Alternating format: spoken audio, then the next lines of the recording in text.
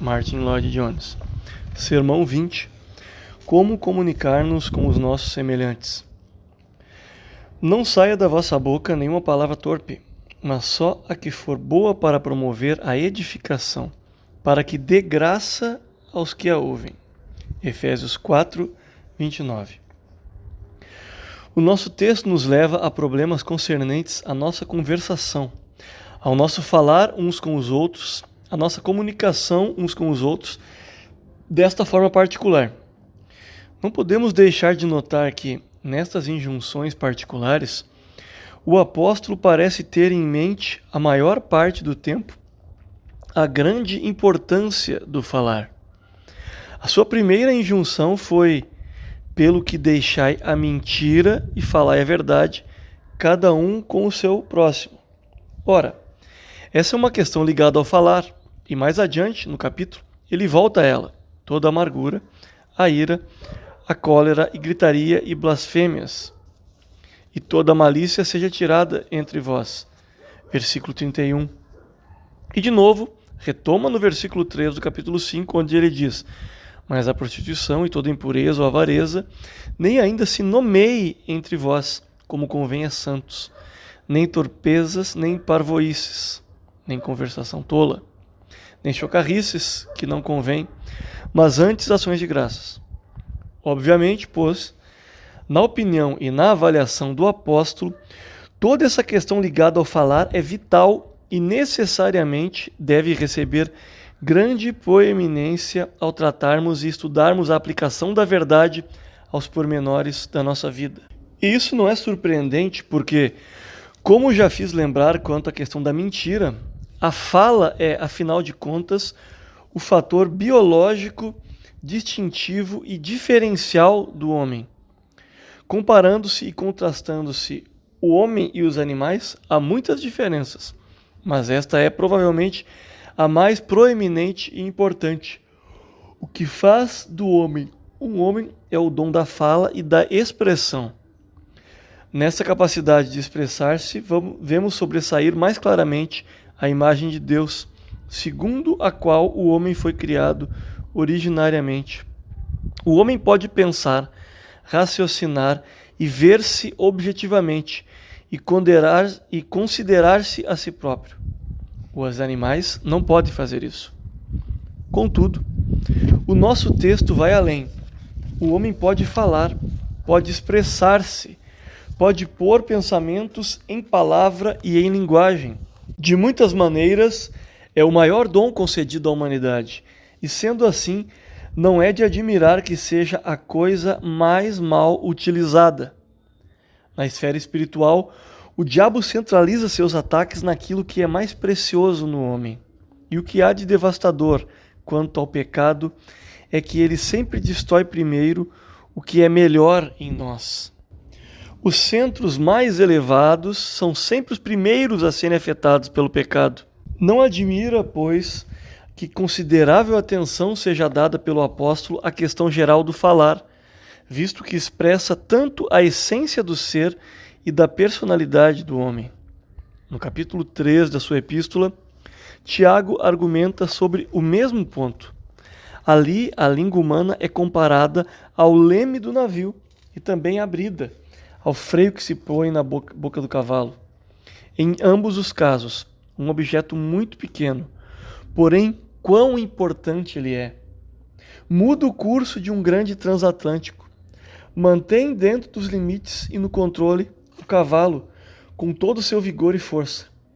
Portanto, diz Tiago, como cristãos, vocês têm que dar-se conta da vital importância de vigiar a língua e os lábios.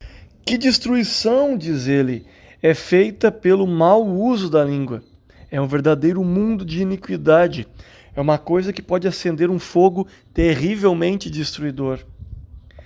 Essa é a maneira escriturística de lembrar-nos que, em nossa vida nesse mundo, não há nada que seja de maior importância que a capacidade de falar, porque, afinal de contas, expressamos o que realmente somos pelo que dizemos.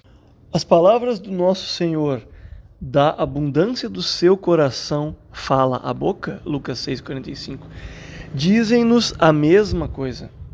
Quando falamos, estamos expressando o que está em nosso coração.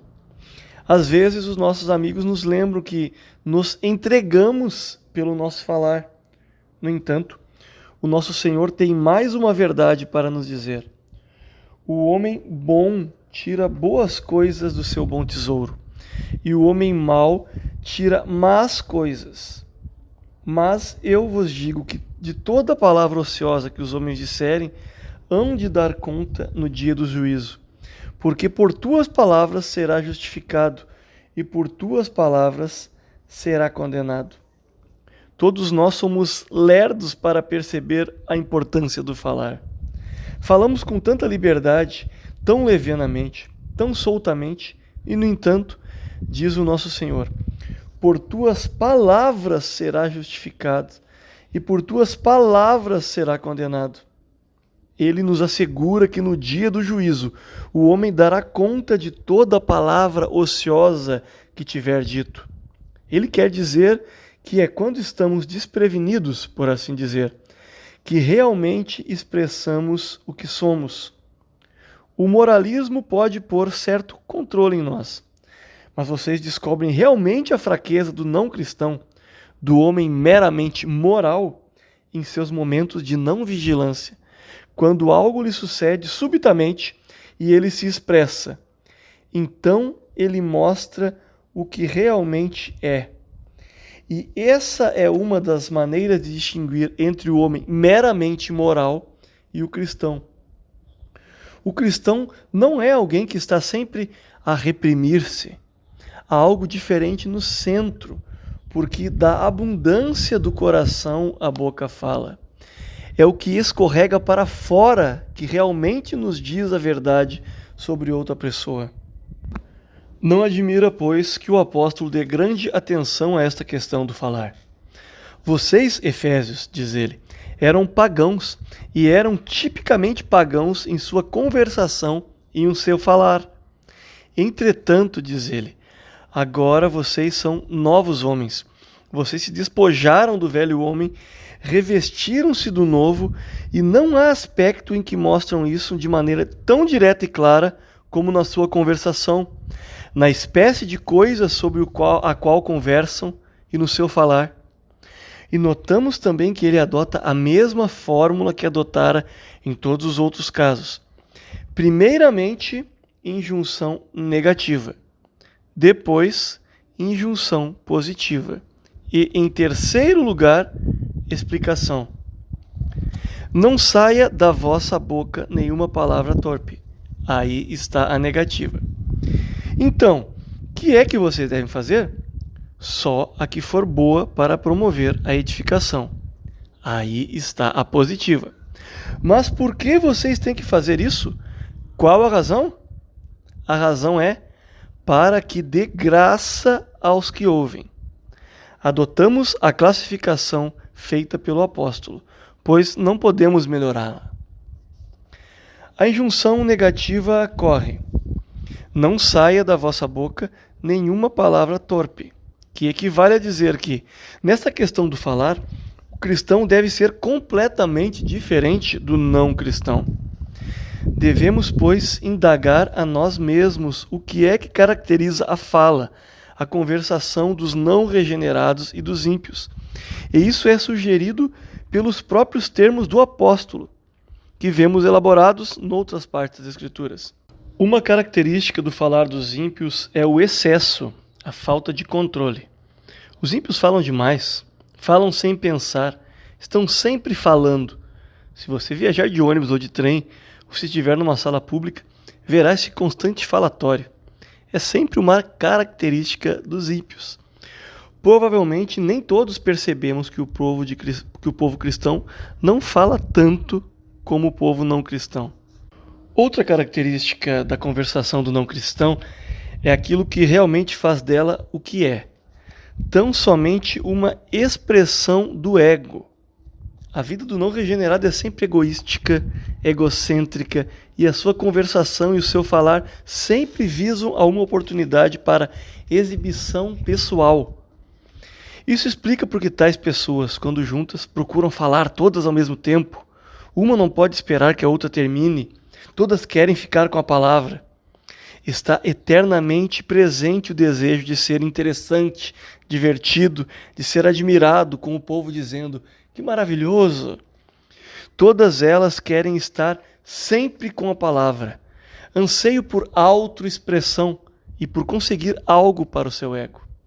Se vocês analisarem a fala e uma conversação tendo todas essas coisas em mente, o excesso, o não falar na vez e a interrupção uns dos outros, vocês serão forçados a concluir que não há nada nelas senão a pura manifestação do ego e da importância própria, o desejo de admiração e do elogio. A conversação dos ímpios está repleta dessas características. Depois, o apóstolo introduz algo que seguramente tem também uma nova urgência nos dias atuais, a saber, a falta de polidez. Que lástima! Ele se refere ao que é torpe, indigno, feio, indecente, corrupto e sujo. Estas são traduções alternativas da palavra que ele usa. Naturalmente, temos termos polidos para essa coisa má. Falamos de mordacidade, de acrescentar um pouco de tempero à conversação, de algo sugestivo, vulgaridade, impureza, grosseria, obscenidade. Esta é sempre a característica da conversação da sociedade pagã, mesmo em sua melhor condição.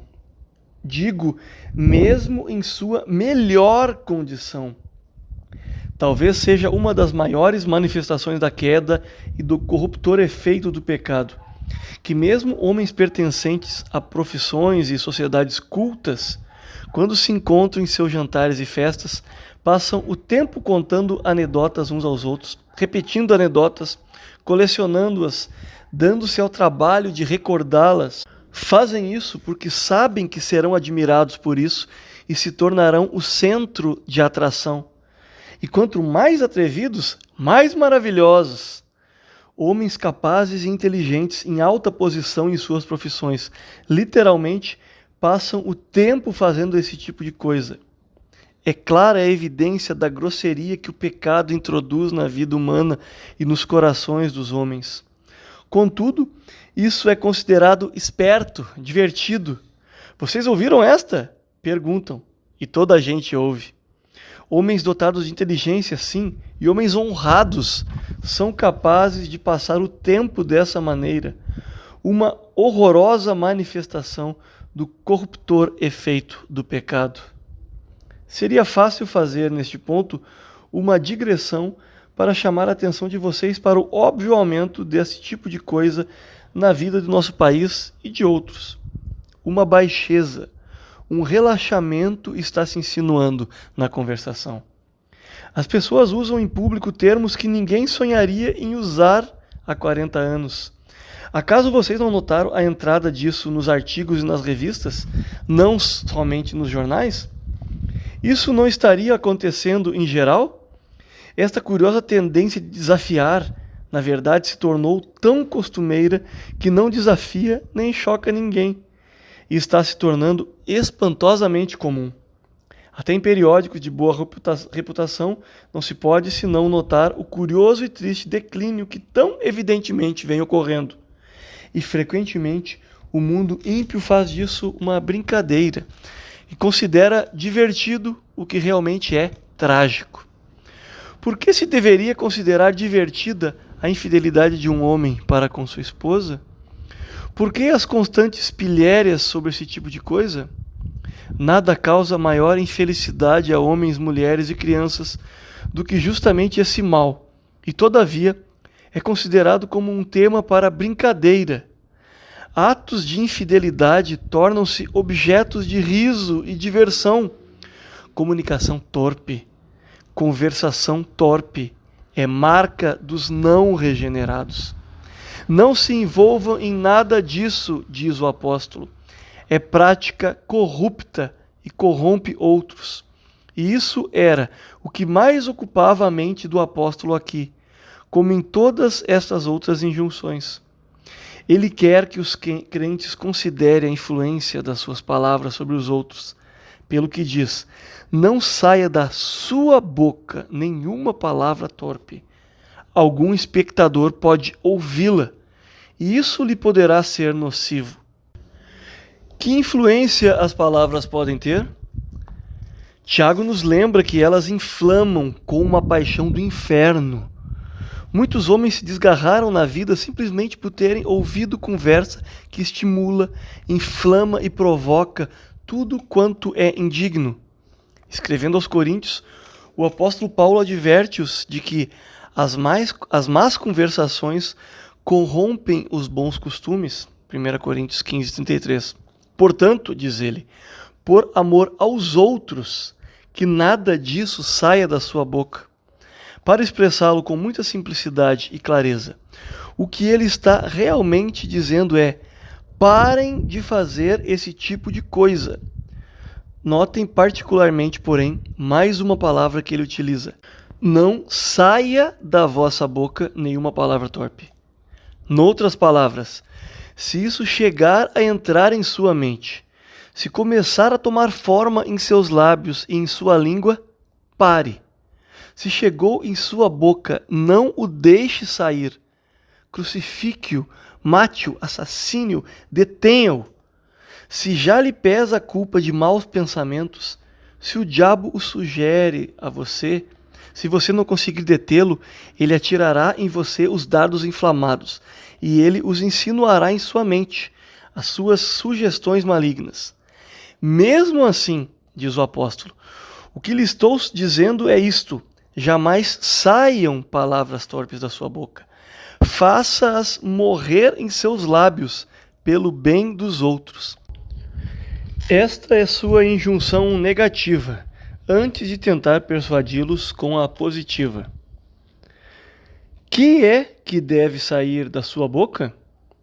A que for boa para promover a edificação. Devo salientar de novo que uma parte da glória central da fé e vida cristã é que nunca é meramente negativa.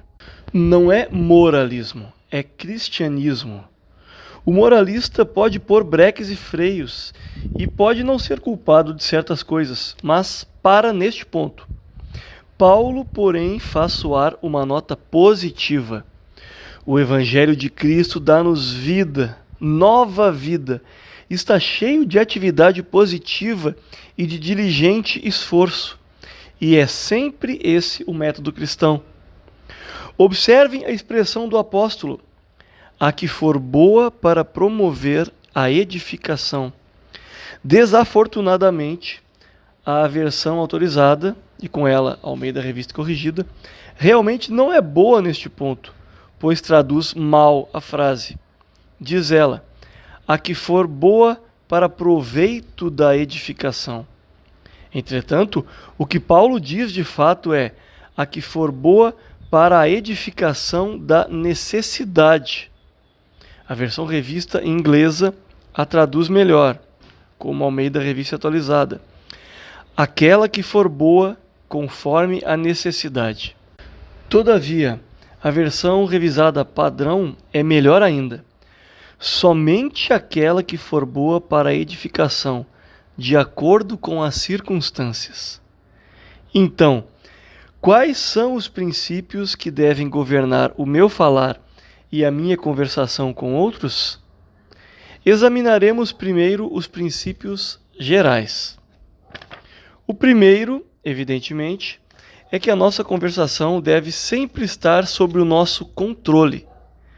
Em nossa condição anterior de não regenerados, infelizmente caímos nisso às vezes, mesmo como cristãos. Todos fomos culpados de embriagar-nos com a conversação. Observem as pessoas conversando, especialmente nas conferências. A conversação começa com serenidade, eleva-se o grau. No fim, as pessoas estão gritando. É grande o vozerio, é pura intoxicação. A conversação as embebeda, perdeu-se totalmente o controle. Um diz uma coisa, outro quer meter-lhe bala, e um terceiro quer ser ainda mais atrevido, e lá se vai todo o controle. A língua do cristão jamais deve ficar fora de controle. Jamais devemos acalorar-nos a ponto de nos tornarmos realmente irresponsáveis pelo que dizemos. Sempre é preciso haver pensamento por trás da fala e da conversação do cristão, porque, como eu disse antes, o nosso falar e a nossa conversação são uma expressão da nossa personalidade total. E o que diferencia o cristão do não cristão é justamente isso: nada de excesso, mas controle, disciplina, ordem. Vai-se o caos. O Deus que ordenou que das trevas brilhassem a luz na criação, brilhou em nossos corações para que tenhamos a luz do conhecimento da glória de Deus na face de Jesus Cristo. Ele trouxe ordem, a controle, e tudo está em posição. E, naturalmente, a nossa conversação é dominada pela verdade em que cremos. A segunda coisa evidente acerca do linguajar do cristão é que não é mais egoísta ou egocêntrica. O crente nunca deve sair só querendo ser admirado, ou ser importante, ou ser considerado uma maravilha na conversação. Nunca. Quem faz isso é o velho homem. Fora com ele. Detenha-o, diz Paulo. Não se envolvam nisso. Você foi tirado disso. Nunca se ponha na frente, nunca procure oportunidade para a sua exibição pessoal. O que deve caracterizar o falar do cristão é o interesse pelas outras pessoas. Paulo disse isso em cada uma dessas injunções específicas.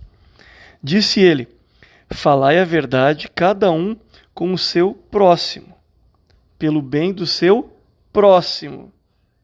Irai-vos e não pequeis.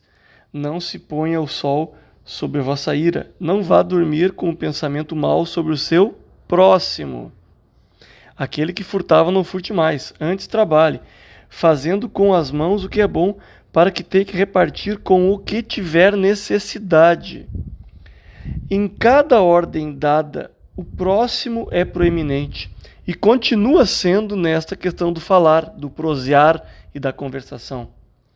Você não pode exibir-se e mostrar-se, como dizemos, pois o cristão é alguém que não só pensa em seus próprios interesses, e sim também nos dos outros. Ele é como o Senhor, e a mente do Senhor deve estar em nós. Ele não pensou em si. Por amor dos outros, por amor de nós, ele se humilhou. Estes, pois, devem ser os princípios gerais do nosso falar e da nossa conversação. Mas quais são os princípios particulares? Primeiro, diz o apóstolo, a nossa conversação deve ser boa, não torpe, não corrupta. E a palavra boa ele acrescenta para edificação. É preciso que haja algum propósito, alguma perspectiva, algum valor nela. Não devemos ser tagarelas o tempo todo, falando sobre coisa nenhuma. As horas que temos desperdiçado na vida com prosa ociosa, tagarelice inútil e conversa fiada, tudo para nada. O cristão deve desfazer-se disso.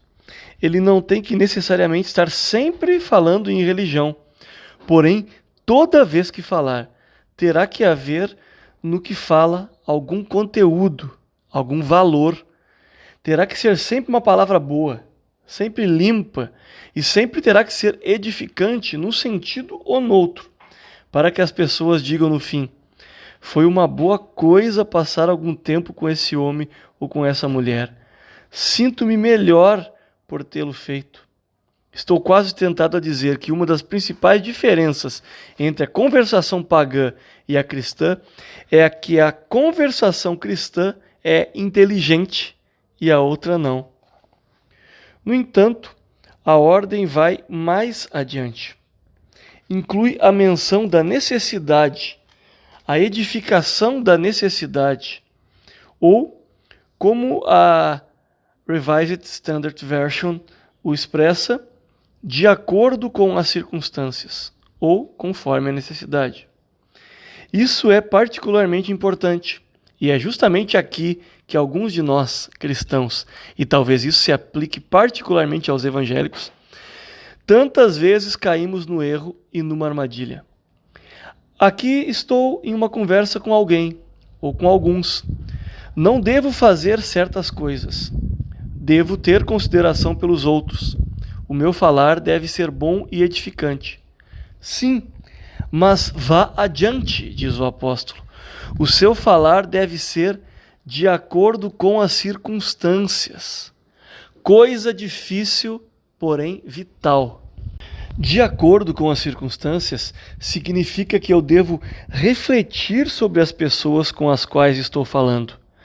Devo fazer uma avaliação delas, e o meu linguajar e a minha conversação devem ser apropriadas a elas. Mas muitos cristãos não fazem isso. O que fazem é pregar-lhes um sermão.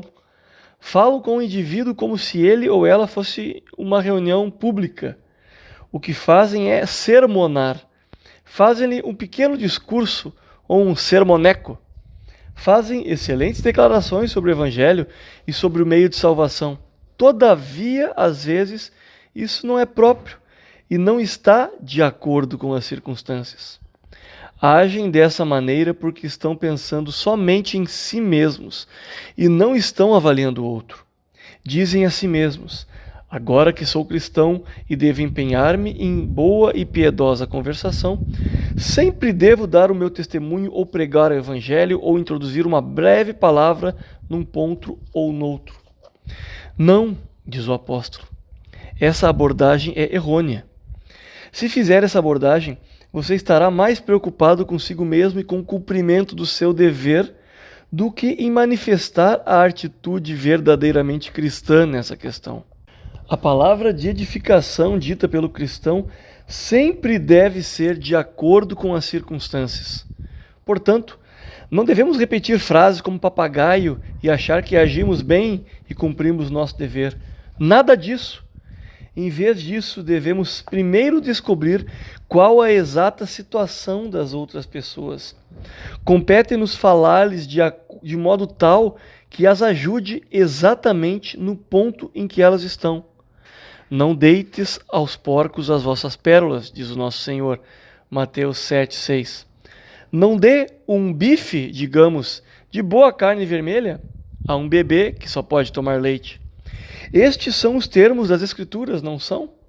Eu, porém, irmãos, não vos pude falar, diz Paulo aos Coríntios, como a espirituais, e sim como a carnais, como a crianças em Cristo. Leite vos dei a beber, não vos dei alimento sólido. O fato é que eles não podiam suportá-lo.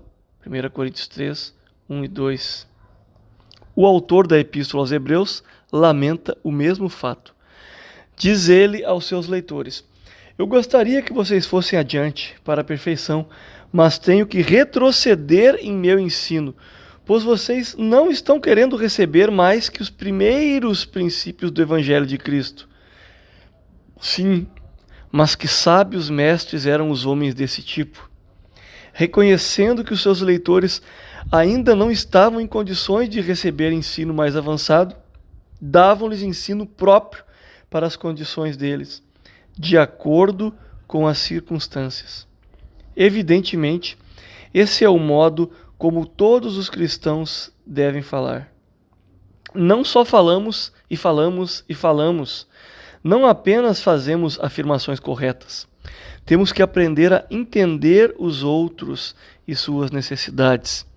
E devemos estar tão desejosos de ajudá-los que tomemos tempo, meditemos, pensemos, experimentemos o nosso método, observemos a situação e então aplicamos a palavra necessária e apropriada. Isso requer grande sabedoria, grande compreensão, grande paciência. Não sejamos injustos com as pessoas. Não esperemos que elas sejam o que não são. O nosso dever é receber as pessoas como são e procurar levá-las dessa posição a outra.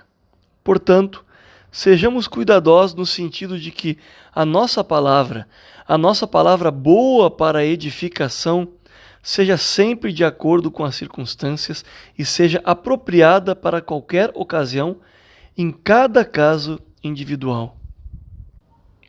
O objetivo da nossa palavra é para que dê graças aos que a ouvem, isto é, para que de algum modo lhes transmita graça.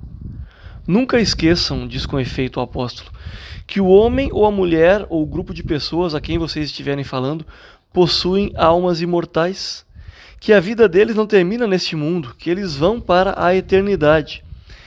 E se o mantivermos em mente, certamente isso dominará e governará toda a conversação. Dê-lhes graça.